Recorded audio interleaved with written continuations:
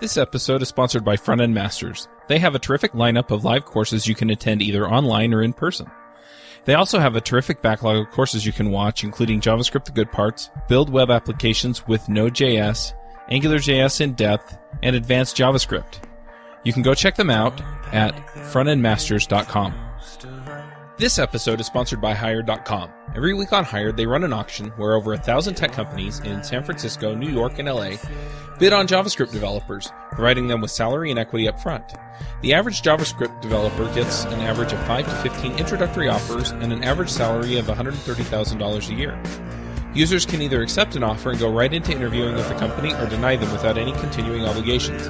It's totally free for users, and when you're hired, they give you a $2,000 bonus as a thank you for using them. But if you use the JavaScript Jabber link, you'll get a $4,000 bonus instead.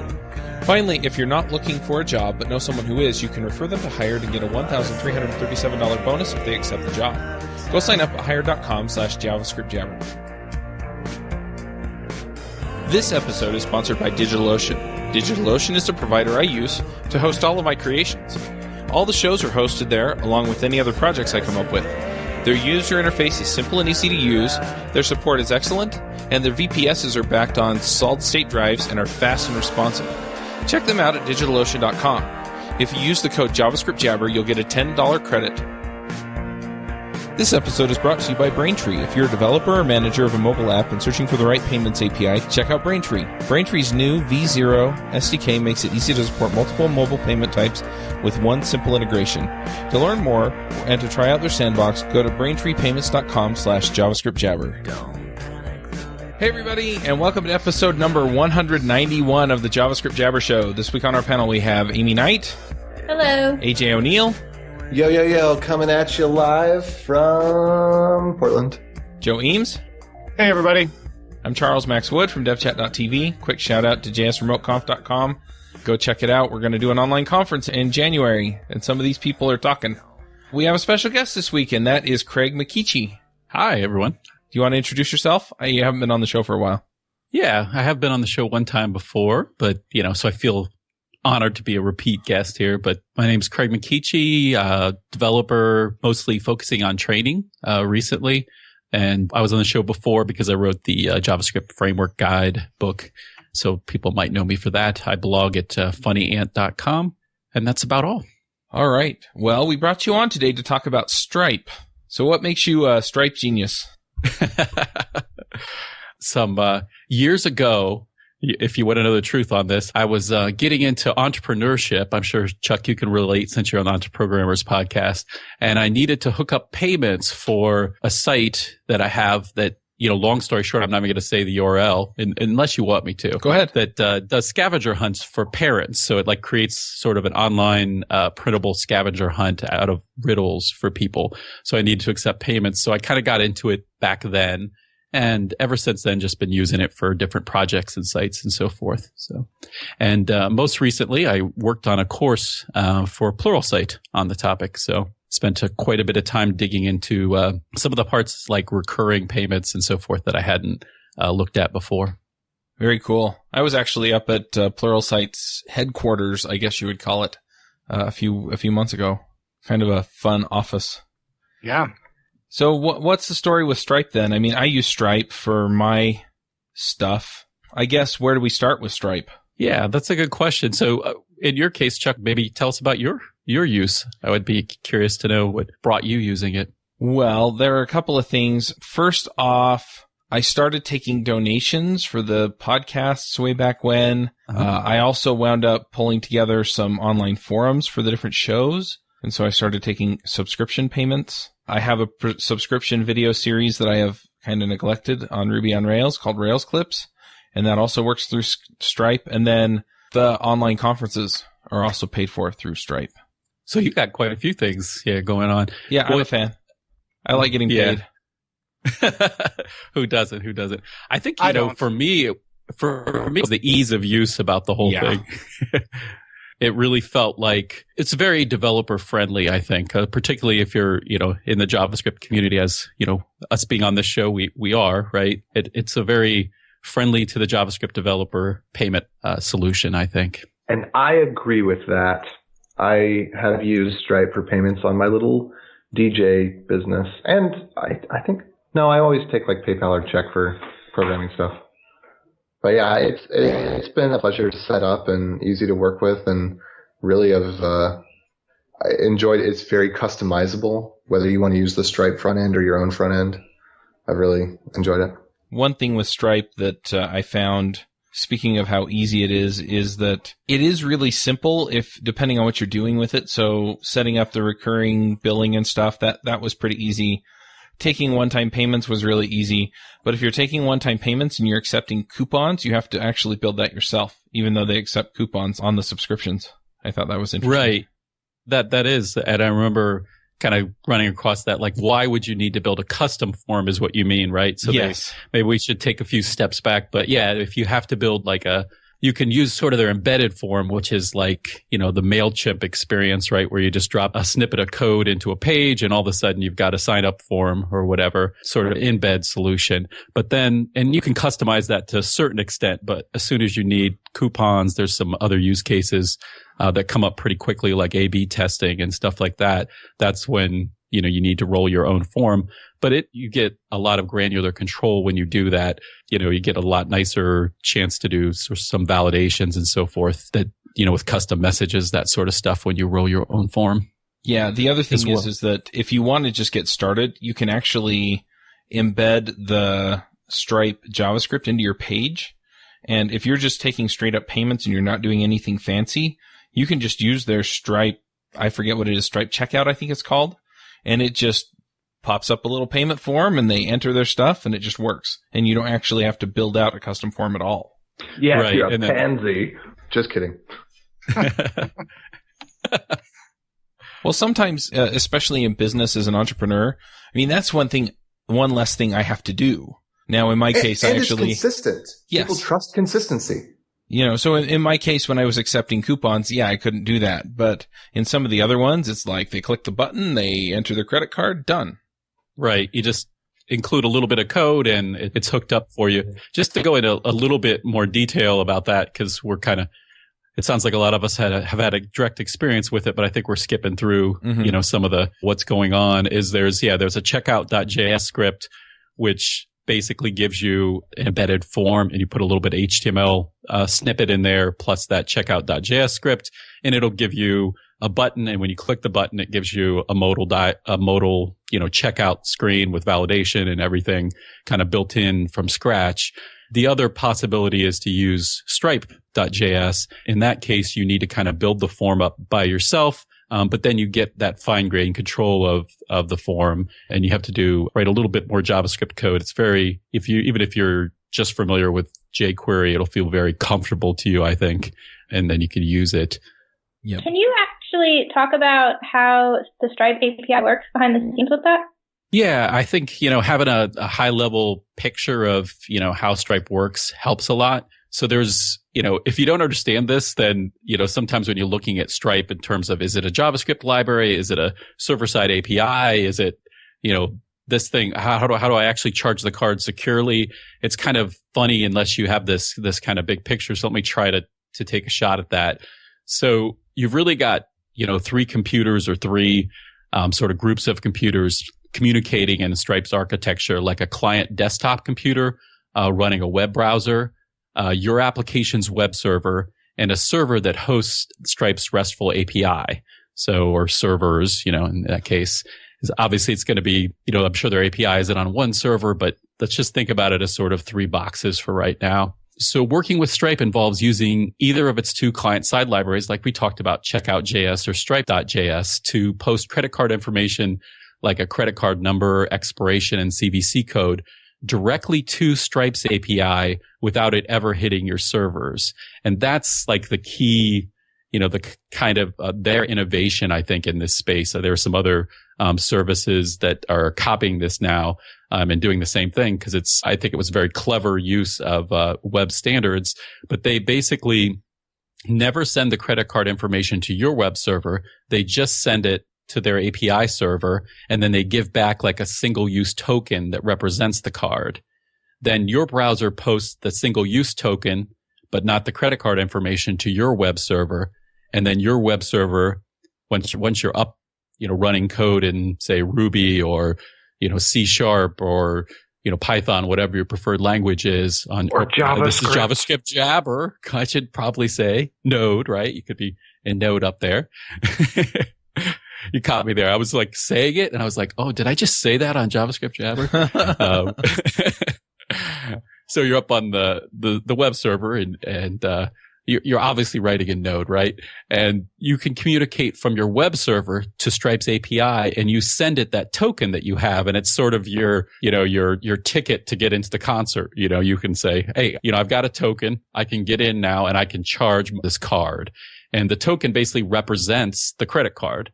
And so then you can actually make a charge, but you're up on your server in a secure place where, all your secrets are safe, hopefully. And then the Stripe responds back, and then you send a response back from your web server back to the client. So it's kind of like, two computers end up communicating. Both the client-side browser gets you the token, then it goes up to that token gets posted up to your server, then you communicate with Stripe's API, and then it comes back. The nice thing about the Stripe API is, it's all JSON, RESTful, exactly what you'd expect. They do a great job versioning the API as they've evolved it over time and have just a really nice interface. I believe it's written in Backbone, I've heard before, their dashboard interface that people are familiar with as well. So they were kind of way ahead of the curve in terms of knowing that JavaScript is going to be the way and so forth. Yeah, I just want to reiterate the one thing besides that it just works and it's simple that is the most important thing to me that you talked about, and that is that the credit card information never actually goes on my server.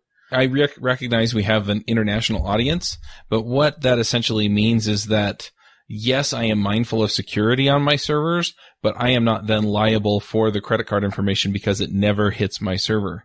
And in the US, there are specific regulations that have been put in place that make you liable, or you have to meet certain standards in order to collect that credit card information. And so the fact that I don't have to go hire an expert to help me do that, the fact that I can just collect payments and not worry about that kind of thing on my server and that kind of thing in my business is a major thing for me. Yeah, and you just, made the argument for me. I'm glad you said that, but it's basically the laws are PCI Compliance, if people have heard of them before. They're the Payment Card Industry Data Security Standard, right? And I found, I was digging around trying to find more information when I was doing the course, and some of the most interesting things I found was that there were some numbers out there about cost per year on the low end for a PCI compliance audit. So in order for you to be compliant with PCI, these are the costs for you to hire a consultant, to help you through the PCI compliance, process. And at the low end, it was $20,000 to $30,000 a year. Average was $225,000 a year. And in the top 10%, I'm assuming larger businesses, it was over $500,000 to maintain PCI compliance. So, a lot of people talk about Stripe's fees. It's pretty normal, like PayPal or whatever, 2.9%. But compared to some of those numbers, it seems like quite a bargain for not having to deal with that to me. Yeah, we just did an episode on HIPAA and touched on PCI compliance on Web Security Warriors.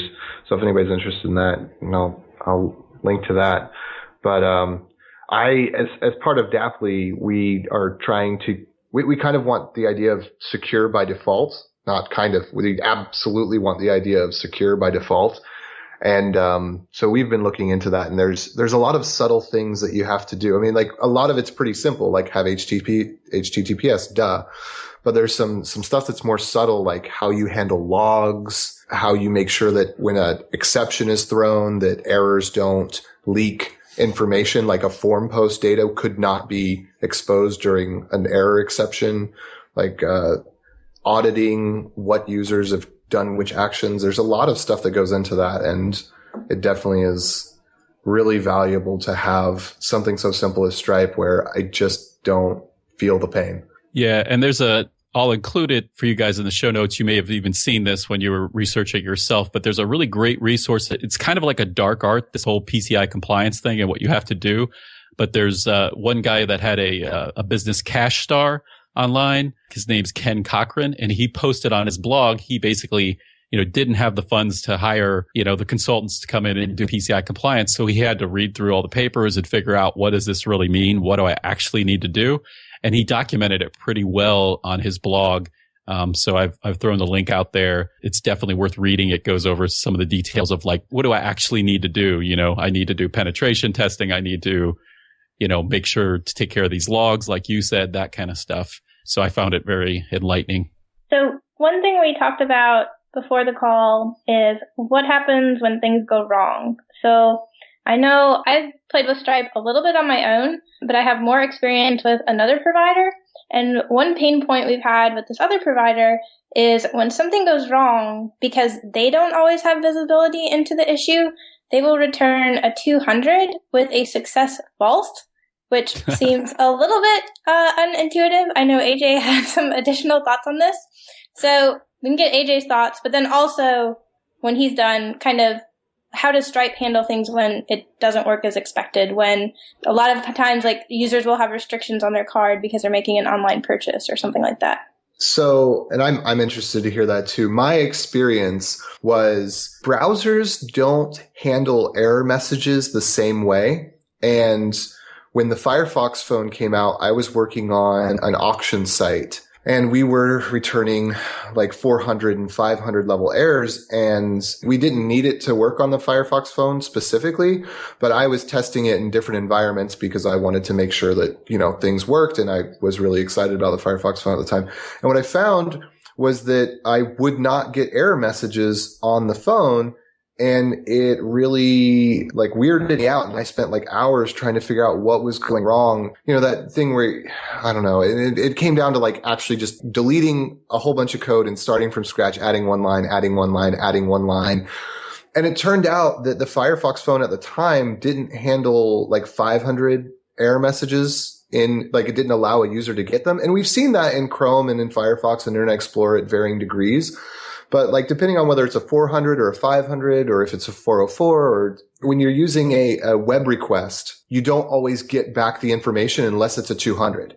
If it's a 200, it's going to work everywhere. And then you can check inside the message to see what the error is. Obviously, you want something more descriptive than success false. But that was the use case I saw for doing 200 okay as an error message. And I actually had some debate with other developers on the team about that. And because I was like, well, do we want to support just some clients that we're aware of, or do we want to support all clients? Right. To address the first question a little more directly, that's a good point. I think, when things go wrong, the major thing I see with Stripe is just that it's a lot easier to set up a test environment and actually debug and test your code and see, and, so you don't have to set up an entire infrastructure yourself in order to get a test environment going. Right? Because a lot of these, what happens when things go wrong, it happens because you're afraid to, fake charge a card, or, they don't have good, support for that. So for example, when you go into the Stripe dashboard, there's a toggle switch, which you could switch from test environment, the whole entire interface, over to a test environment from a live environment.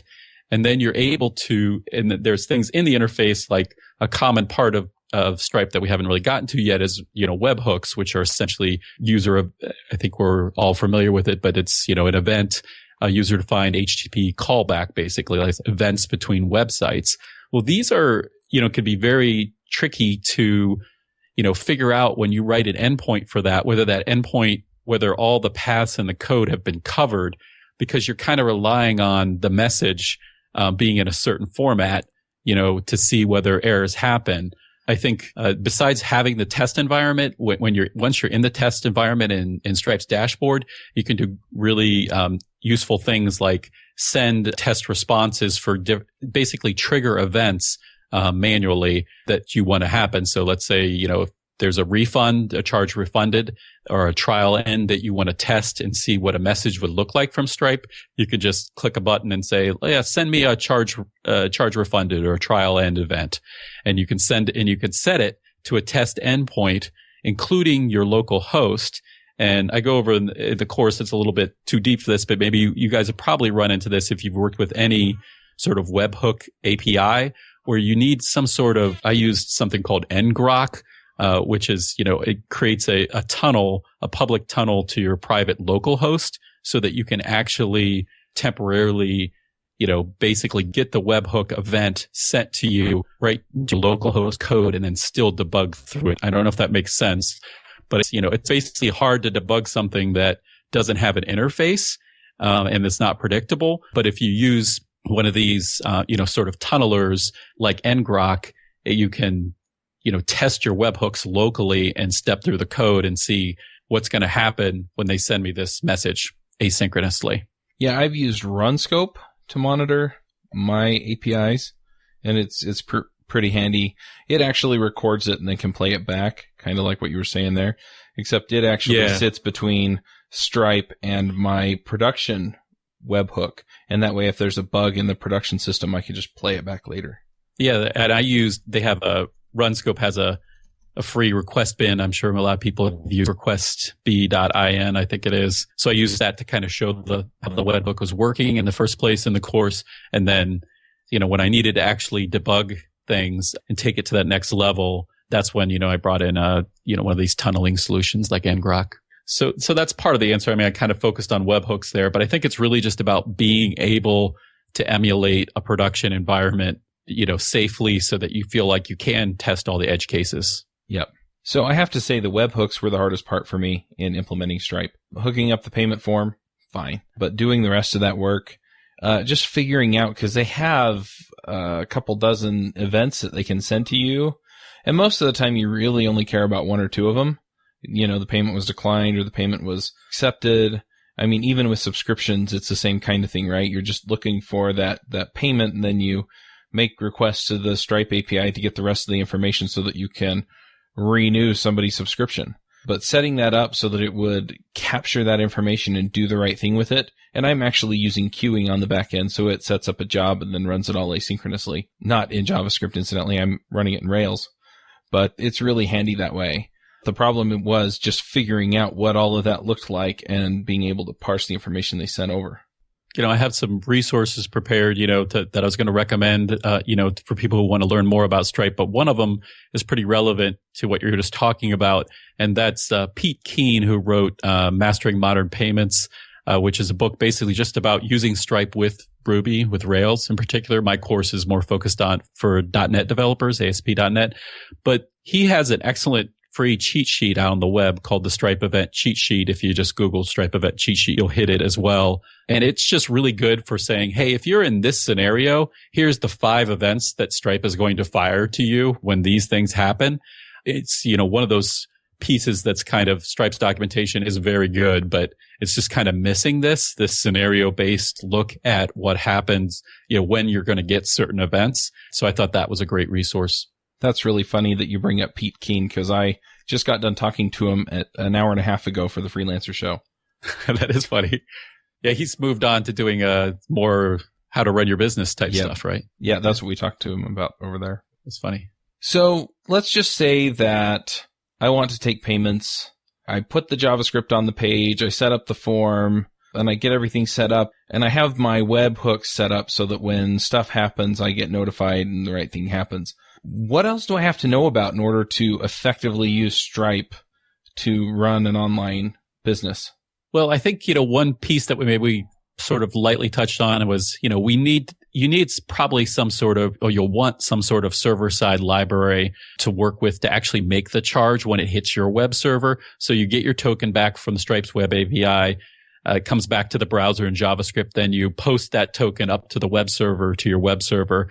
And it seems like Stripe is big in supporting Ruby. They also have Python, Java, and Node, Go, and iOS, APIs. And basically what these are wrappers that let you, actually call their charge API, but it takes care of some of the serialization and deserialization that goes on between you and their web API, so that you're not just making raw HTTP requests and dealing with the input and output and so forth. So they maintain a lot of these libraries.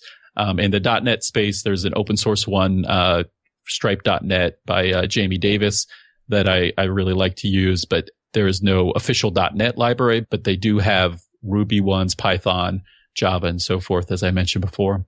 So if you bring up their documentation, not like the getting started guide, but the actual documentation for their API, you can select the language at the top, and it'll actually show you how to make the calls with their libraries for Ruby, Python, etc.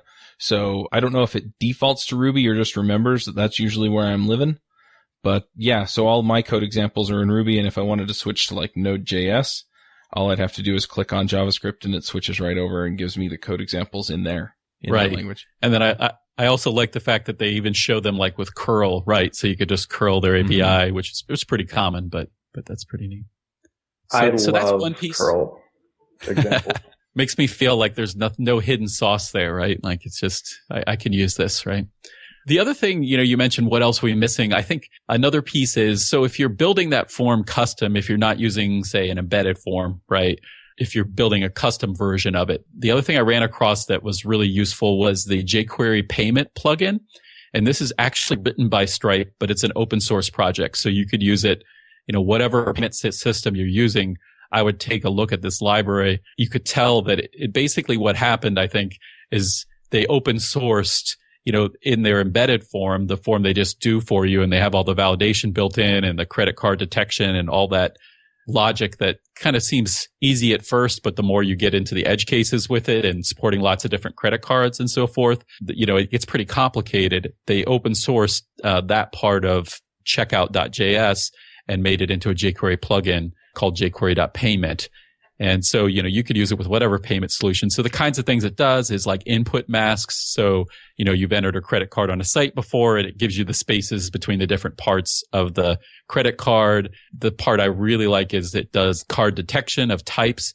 So, you can do, neat things like if you've ever been on a site and you enter a credit card, that you can detect what type of card it is based on the first couple digits.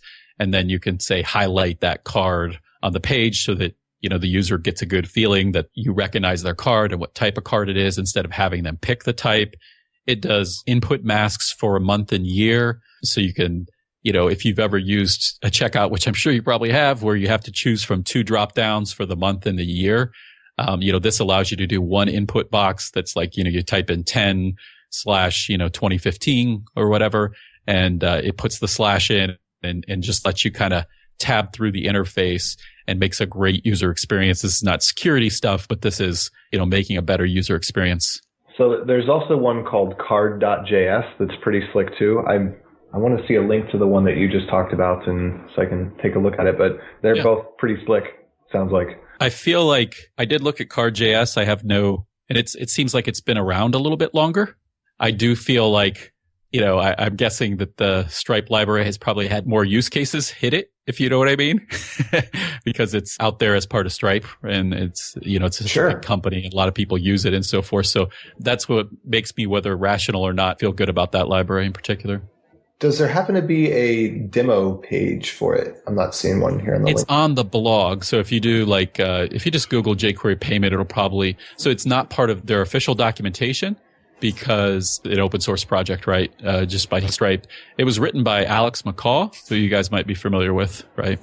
He wrote, I think, JavaScript web applications, the O'Reilly book, and has done a few other very public things, I think. Okay. This makes it really clear the components that if you want to build your own Stripe-like interface. I mean, I think that both checkout.js and card.js have like sweet user interfaces, and it looks like this jquery.payment would help you build an interface that has all that functionality built in and let you style it as pretty as you want.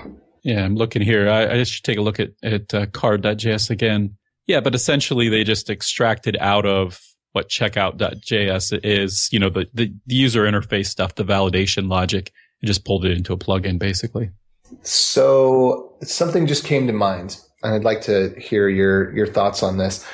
I noticed when I was working with Stripe, there's like a dozen different things that could go wrong, right? And we're not talking about like bad, like something's wrong with Stripe or something's wrong with the programmer. We're talking about like a card's not valid, or like the authorization fails even though the card is valid and the address is valid, or like there's like lots of different parts in the process where something could go wrong. If you're doing an authorization and then a capture, blah, blah, blah. I mean, there's a lot of different places. And what I found was I was using promises, and it just made everything dead simple, because I would have a bunch of success cases and then a reject handler, and the reject handler would just like go back to an earlier state that was like known good for that waterfall of potential successes. And then if all the potential successes went through, then it would go through to the next part. And there's what Stripe doing, there's what my server's doing, there's what my UI is doing.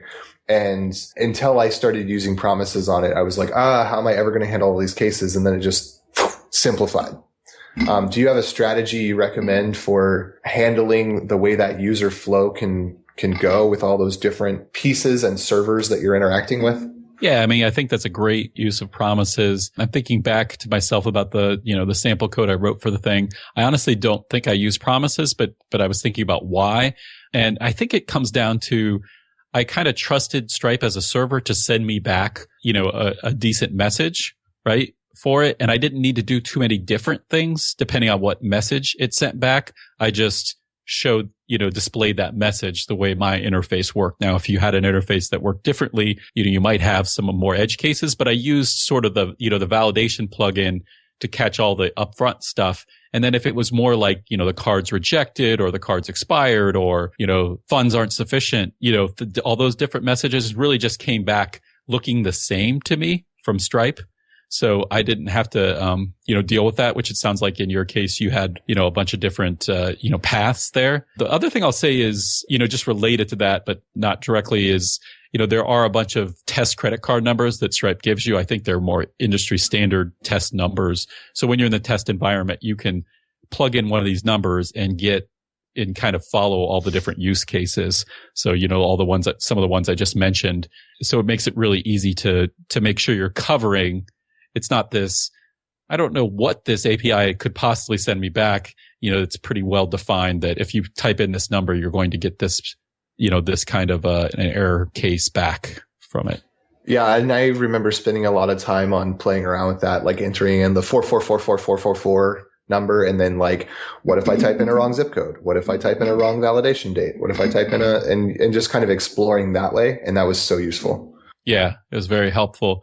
And, most of the server-side libraries, obviously, they're written in a lot of languages that make it easy to unit test, like Ruby and so forth, and, Node, JavaScript in particular. So, you just use the same approaches you'd use, writing any code for those languages to write some unit tests for these things. But a lot of times it really comes down to, well, I want to see that message that comes back from the server. It needs to be more of an integration test. I want to see, the response that's going to come back from Stripe so I know that I'm handling it correctly. Another question that I had, different topic, but tenanted applications. So I want to take in payments on behalf of multiple partners and then disperse payments back through multiple partners. Up to this point, the only thing I've used Stripe for is just like single business. And that's what we've been talking about. That's what Chuck was saying and everybody else, I think, so far. But what about the case where you're handling payments on behalf of your customers? Yeah, I mean, I think a good, the pillar client for Stripe on this is Kickstarter.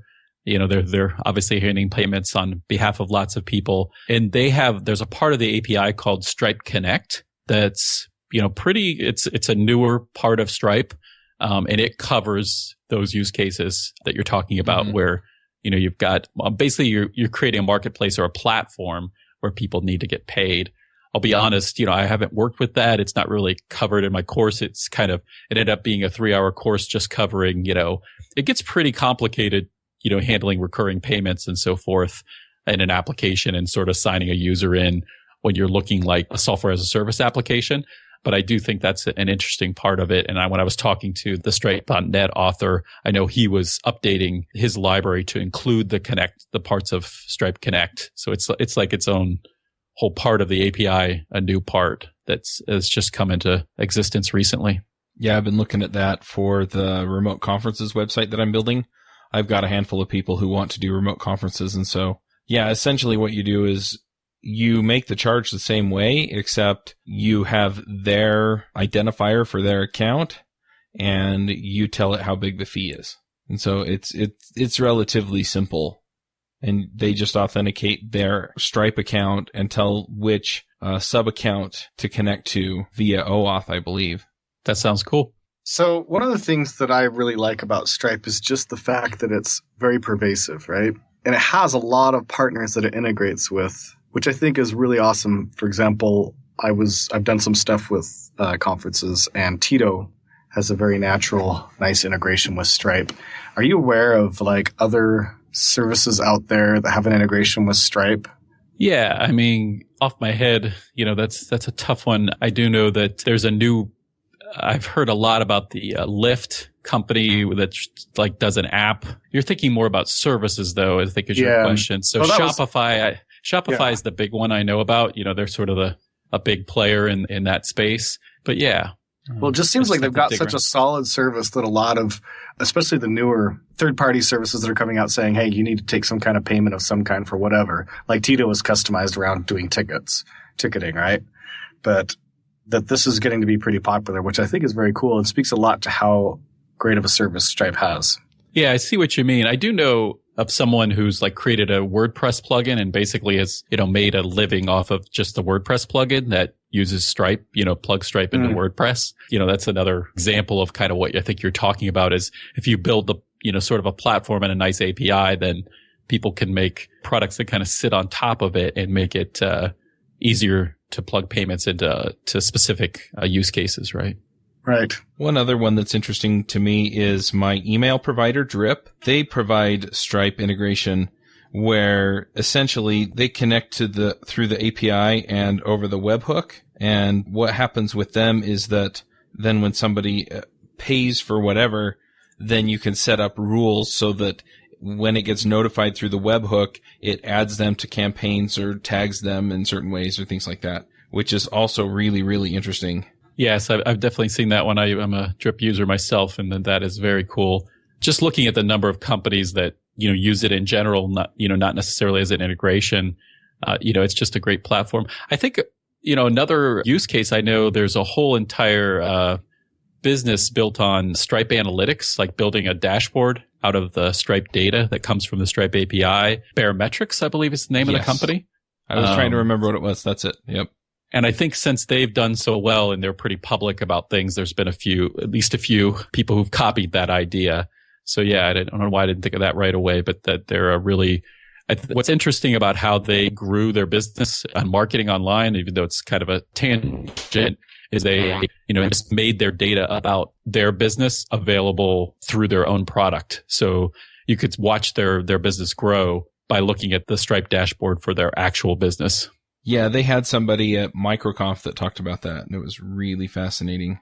One other thing that I really like about Stripe is the dashboard itself. So you have this really nice dashboard that shows you how many payments have come in, what days they were on. You can search for customers. So you can actually go back through and really get a good feel for what's going on with the payments coming in by signing into your Stripe account and on stripe.com. Yeah, I really love the dashboard. One thing I didn't realize until I did the course was if you click, sign up on their homepage, if you're just curious and, listening to the show, you can actually not create an account. You can create the account later. There's a little link that says skip this step and you can get a look at the dashboard with just some fake data in it without ever signing up, which I think is just super slick, basically. Yep. So anybody can kind of get a look at what this dashboard we're talking about.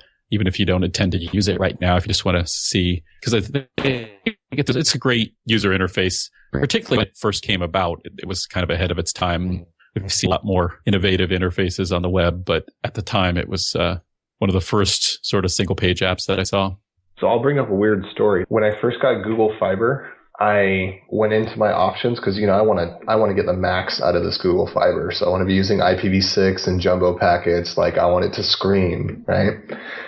And I turned on jumbo packets and, could I notice the difference? No, it's like the difference between, 320 MP3 and FLAC. Like nobody can tell the difference, right? But everything seemed to be fine until I did a Stripe payment and then it kept on failing. And it turned out that one of the routers or proxies or something in between me and the Stripe payment server couldn't handle gigabit jumbo packets. And it caused an internal application error, not like a network error, like connection reset, like a 500 internal application error. Weird, right? That is really weird. It's a great Stripe-related story for sure. And then I get contacted support about it, and nobody knew what the heck was going on. And then I realized that it was actually because they're like, we can't reproduce that. And I eventually found out it was the jumbo packets. So I turned that off. I don't use jumbo packets anymore. You broke the internet, Stripe. Doesn't sound like it's a Stripe problem. Sounds like it's an AJ problem. No, it was a Stripe problem. Like, it was their server that couldn't receive a jumbo packet. That's definitely an internet thing. It's probably worth mentioning that PayPal bought a company called Braintree, which most people probably heard of. And I think it has a similar look and feel and purpose to Stripe. I think it's a competitor. So I think that's the other sort of 10,000-pound gorilla in the space, if you will. I wonder how they feel about us doing this show, considering that they're a sponsor. Anyway. So, slick plug. Doesn't Braintree have lower payments or lower percentage? Isn't that like their big thing? I don't know. I really haven't compared them. My understanding, I need to go look, but my understanding is that they offer some lower level features that are more like bare metal-ish, and that their payment cost structure is a little bit more favorable. Yeah. By the time they were sponsoring, I was pretty heavily invested in Stripe, and I wasn't willing to do the work to move, but it does look like a pretty solid product, and it does a lot of stuff. So yeah, I don't know what the other ones are like, but one thing I do like about Stripe as well for my online ticketing needs, for example, is the fact that they don't charge a different percentage if it's an American Express card. Yeah. So that's really nice. Well, the reason that a lot of the other ones charge that is because American Express charges them more to process the card. Right. I know American Express charges more, so it's nice to have a service that actually doesn't charge more for that. And you'll see a lot of information about, for a long time, Stripe was kind of behind in supporting international payments. It's really pretty dead even from what I can see now. Like, Stripe actually has more countries, but, a lot of them are still in beta, right? Mm-hmm. And so forth. So I think it's kind of a wash at this point between the two for sure. Yep. Well, the countries, that made it sound like you said the countries were in beta. Mexico, it's got Mexico in beta. This is beta version of Mexico. It's like Google's products, right? They've been in beta forever. Yeah, they've been in beta forever. Oh, Braintree has Bitcoin. Yes, they do. And so does Stripe, though, I have to say. Oh, they do? Stripe has Bitcoin now? Yes. Is anybody excited by that except for you, AJ? Hey, dude. I don't know what the future of Bitcoin is, right? And no one does. But it's something that's interesting, and the idea that a person can take charge of their finances rather than having it be institutionalized. And we know that there's a lot of problems in the institutions. I mean, there's a lot of benefits there too, but there's a lot of institutionalized problems. Like, for example, this actually happened to me 2 months ago. I was getting charged for somebody else's Comcast account. Okay. And what happened was they had just mistyped their account number, and the digit by which they had mistyped their own account number happened to be mine. And there were no protections in place. Like, there is nothing protecting you in a bank. Like, a bank is the most insecure place to keep your money. Like, you're better off keeping it in a safe box in your house. A bank's kind of convenient because you get the debit card and you can make an online transfer to your credit card to pay it off. But it's incredibly insecure. It's just not a good place for it. And I like the idea of what Bitcoin presents with being able to take charge of that. And there's something nice there that's distributed. It's more like, I have many stories of home burglary that would counter that point of. Okay. I'll grant you that. It's just, I feel weird because I've had experiences with banks where my money was lost and they couldn't tell me how it was lost and they wouldn't recover it for me. They just said, oh, it's gone. And I'm like, well, where did it go? And they're like, well, there's an intermediary bank and there's this and there's that. And I'm like, well, you're a bank. Don't you, like, you've got one job, right? Like, keep track of the money. Like, where did money go? And they're like, well, it was faxed and then written down by hand. And I'm like, what? Yep, it's a bank. That's the way they work. So I think that there's some future in this concept of what Bitcoin represents. And people pay me in Bitcoin for programming sometimes. I mean, I don't require it, but I feel safer transferring Bitcoin than I do transferring with my account number because I know from my personal experience how vulnerable those account numbers are. Very interesting. Yep. But what I wanted to say before we got on that rant was Braintree looks a little bit more developer-y, like it looks a little less consumer-y and a little bit more developer-y, and that seems very intentional. Their font on their website is monospaced. Braintree strikes me as more geeky, just looking at their documentation right now. Well, that's a criteria I use. Monospace font. It speaks to me. Hey, but fonts matter, right? You've seen that I love you versus I love you, I will always find you, when it's in like a creepy font and then like a cursive font. Have you seen that meme? Nope. Did you have your birth certificate reprinted in monospace? No, it came that way, and Utah doesn't accept it. North Carolina birth certificates, Utah doesn't like them. AJ doesn't actually have a birth certificate. He has like a... He was hatched. He has a hatch certificate. No, I was going to say a date of launch. Date of launch. Oh, yeah. A launch date certificate. That's what my business partner, Bryson, would tell you. Sometimes he's like, I can't believe you did XYZ. And I'm like, yeah, well, I am a human. And he's like, no, you're not. You're a machine. And machines don't do that. Aren't you due back at the factory to have your bolts tightened? What? Did you know? Have you never heard that before? That's from like Liar Liar, I think. Oh, all right. Let's go ahead and do some picks. I think we pretty much killed this one. All right, then. Before we get to the picks, I just want to acknowledge our silver sponsors. Once again, this episode was sponsored by Braintree. So go check them out at braintreepayments.com/JavaScriptJabber. If you need any kind of credit card processing or payment processing in general, they're a great way to go, and we appreciate them sponsoring the show. This episode is sponsored by Thinkful.com. Thinkful.com is the largest community of students and mentors. They offer one-on-one mentoring, live workshops, and expert career advice. If you're looking to build a career in front-end, back-end, or full-stack development, then go check them out at Thinkful.com. This episode is sponsored by Track.js. Let's face it, errors cost you money. You lose customers, server resources, and time to them. Wouldn't it be nice if someone told you how and when they happen so you could fix them before they cost you big time? You may have this on your back-end application code, but what about your front-end JavaScript? It's time to check out Track.js. It tracks errors and usage and helps you find bugs before your customers even report them. Go check them out at trackjs.com/jsjabber. Joe, why don't you start us off with picks? Oh, I have to start us off. All right. I will start off the picks because my picks are always the best. And Amy, I'm looking at you. You got to step it up this week. There better be some cat-related picks, Amy, or else I'm going to be highly disappointed. Oh, God, I need to think of something quick then. Christmas cat-related. Cat picks or cat picks? All right. So my main pick this week is going to be the Star Wars movie because by the time this comes out, it will just barely come out. So I don't care how crappy it is, go see it. And I highly identify with the guy on Simpsons when the comic book guy came out of the Star Wars movie and he said, worst Star Wars movie ever. I will only see it 2 more times today. I highly identify with that. And you bought your tickets already, I assume. Oh, yeah. Tickets have long been bought. I'm actually really disappointed in myself because I'm only going to see it once opening weekend, but that's because I'm traveling and I couldn't make other arrangements. But get your priorities in line, Joe. I do have poor priorities. I should have rescheduled our travel. Are you indoctrinating your kids? Oh, yes. Okay. Definitely. Then it's semi-forgivable. We've been indoctrinating her. We've been showing her the movies so that she's ready. So kids are well indoctrinated, have been since birth. My other pick is going to be a new RPG that I just kickstarted. It's got some PDFs of the manuals out, a role-playing game for anybody who happens to like role-playing games. And it's called Masks, and it's based on the Apocalypse World system, which is like the very, very, very best system for role-playing games out there because it makes it a lot more about what is fun and a lot less about dice rolling. And it's Masks. It's a superhero-based role-playing game.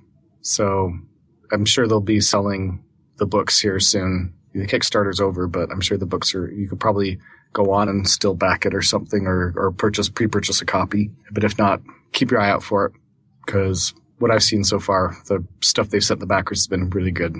So that's it. Those are my picks. When you said you backed an RPG, I was hoping you had backed a rocket-propelled grenade. But anyway. AJ, what are your picks? Next week, huh? You're coming over to my house? You got it. All exactly. Right. AJ, what are your picks? All right. So I'm trying to find a particular article I wanted to link to. But one of my picks is in defense of Comic Sans. I'm going to link to the video because I can't find the specific article, but you can find a number of these. And they talk about, like, we all hate Comic Sans, but there's some particular reasons that we hate Comic Sans as designers versus, well, there are some merits to Comic Sans in the same way that there are some merits to WordPress, you know? Blasphemy. And also, I want to pick the Runscope t-shirt, the everything's going to be 200 okay. I urge everyone on the planet to test out Runscope just for the sake of getting the t-shirt, because it is the best t-shirt ever. And if I ever run into a woman who is single and wearing it, I will propose on the spot. Done deal. You heard it here, folks. All right, Amy, what are your picks? So the first one I was going to pick, I stumbled upon this weekend somehow, but it's on GitHub. I'll put a link to it, but it's Minko Getchev. And he has a repo right now, masters.angular 1. I think he's working on Angular 2 as well. But it runs through a bunch of different design patterns and how they're implemented in Angular. So I got a lot out of this because I've just been kind of like trying to focus on some of these like fundamental concepts. And it gave me, instead of just like reading something dry, it gave me like an actual use case so that, I feel like when you're learning, an actual use case like that will stick in your head a little bit better. So that was pretty awesome. And I've been frantically Googling for the past couple minutes to try to appease Joe. And the only pick I could come up with, I don't have a place where you can actually go do this other than if you're near Mall of America, would be Santa photos with your pets. Nice. I know PetSmart used to do this, but I don't know if they do it anymore. As I'm Googling, I think I've read some horror stories about people suing people and whatnot. So that could have something to do with them not doing it all the time anymore. But I was able to find a link where they're doing it at Mall of America. So I'll put that in the show notes if you want to get a picture of Santa with your pets. Amy, I'm going to jump in here and say that you missed out on probably the best possible pick you could have had. Oh no. And that is christmascats.tv. Okay. That's all I'm going to say about it. christmascats.tv. Link is in the show notes in case you can't figure out www.christmascats.tv. Shoot, actually, I did have a pick. My husband was sent me this video of cats with cucumbers. I don't know if anyone has Did you read all the comments about how it's like animal cruelty? And you are watching this. This is like eating eel. Of course, over Thanksgiving, I cooked a bunch of like squash and zucchini, and my husband tried to do this with our cat, but didn't work. He claims it was because it was a zucchini instead of the cucumber, but it was a fail. The cat just kind of like batted at it and was like, "What the heck are you doing?" Anyway. Everybody's saying it's like animal cruelty, but I can't help but laugh when I watch the video. I'm sorry. Yeah, it's good stuff. It's so hilarious. Anyways, All carry right. on. Well, I've got a pick. I got myself a birthday present. I actually got myself a couple of new drills. And just to give you some context, my wife has bought the last 3 drills that we got. These are dental drills, right? No. So one of them was a Kawasaki. I think they make motorcycles and drills, I guess. So obviously they would make drills if they make motorcycles. Right. Yeah. The other one was a Drill Master, and yeah, it was crappy too. And the other one was Black & Decker. They make kitchen appliances. So I got a kitchen appliance that turns screws. They just were crappy drills. So I was talking to my father-in-law, who's a general contractor, and he turned me onto these drills. The brand is Rigid. That's RIDGID. That's right, bro. And, welcome to the club. So I got it on a Black Friday deal at Home Depot. And the cool thing about them is not just that they're twice as powerful as those other drills that I had. And I got the box that has the drill and the impactor, which the difference is basically in how they turn the bit. But the other thing that's nice about them is that they have a lifetime warranty on all of their parts. So you have to go online and register it. And you have to hang on to the receipt and stuff until you get the confirmation that it's registered. But then my father-in-law left his drill out in the rain, and he took it back to Home Depot and they replaced it. You know, there have been a few other things that I've been able to do now that I couldn't quite get to drill or screw before. So anyway, I really like them. So I'm going to pick those. And then the other thing that I'm going to pick is JS Remote Conf. Just a quick reminder, go check that out. JSRemoteConf.com. At this point, you've missed the early bird when this comes out. It'll just be too late, but you can still get tickets. Several people on this call are going to be speaking. And I'm also releasing the Angular Remote Conf videos right now. If you're subscribed to the list where you get the episodes, then you'll get an email about it letting you know that those videos are out and where to get them. So yeah, so that's what I've got going on and what I'm picking. Craig, what are your picks? I wanted to start. I think it's going to unfortunately be a little late, but everybody probably might know about this. But in case people don't, go check out hourofcode.com. And it's basically a movement to expose through education the younger generation to an hour of code. You can volunteer on there. I just did. I think I might have done it too late this year as well, but I'm hoping next year I'll be able to get involved. But it looks like a great cause. And I just have noticed, my kids are in elementary school, both of them, and there's just not a lot of education around that. So I think it's good that there are things like this. The other thing I wanted to let people know about was I just finished my first egghead.io series of courses. It's basically around, when to use service factory or provider, which everybody's always confused about in Angular 1. It comes from, a lot of in-person training and people being confused around this concept. And I think I finally found a good way to explain it. So I recorded it and put the videos out there. I'll put a link out there. They're actually all free right now. They things on Egghead go from being free to not free. But so when you hear this, maybe go check it out, and hopefully they'll still be all free out there so you can watch them. The last pick is an iPhone iTunes game called A Dark Room, I believe. Good pick. Yeah, I had heard about it on, I think you guys interviewed on Entreprogrammers, the creator of that game.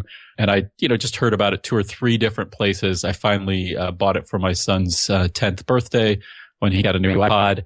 And he is just so hooked on it. I actually was playing another game for a while and not interested in it. And I was worried that it wasn't going to take off. And then I sat down one day and played with him for like 2 minutes. And he's like, oh my gosh, this game is awesome. I don't know how I missed this the first time. This is the best game ever. So highly recommend checking that game out.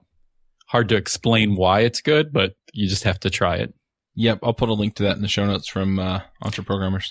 I guess there's one more thing I should mention. I don't have any link right now, but I'm finishing up a course, probably should be done in January, on Pluralsight on Babel, which I know you guys just had a great show on that. I recommend going back and listening to that if people haven't heard the Babel.js show. So just telling people so maybe they'll check that out. All right. Anything else that we should know about if people want to follow you or get your books or anything like that? No, I think, most people who have, needed it have picked up a copy of the JavaScript Framework Guide, so I'm pretty good. But if you, come by my blog at funnyant.com, I usually only send emails out to people to let them know about stuff when I've got new things like the free course for on Egghead or something like that. Feel free to sign up there. All right. Well, thanks for coming, Craig. We'll go ahead and wrap up the show, and we'll catch you all next week. Hosting and bandwidth provided by the Blue Box Group. Check them out at bluebox.net. Bandwidth for this segment is provided by CacheFly, the world's fastest CDN. Deliver your content fast with CacheFly. Visit CACHEFLY.com to learn more. Do you wish you could be part of the discussion on JavaScript Jabber? Do you have a burning question for one of our guests? Now you can join the action at our membership forum. You can sign up at javascriptjabber.com/jabber, and there you can join discussions with the regular panelists and our guests.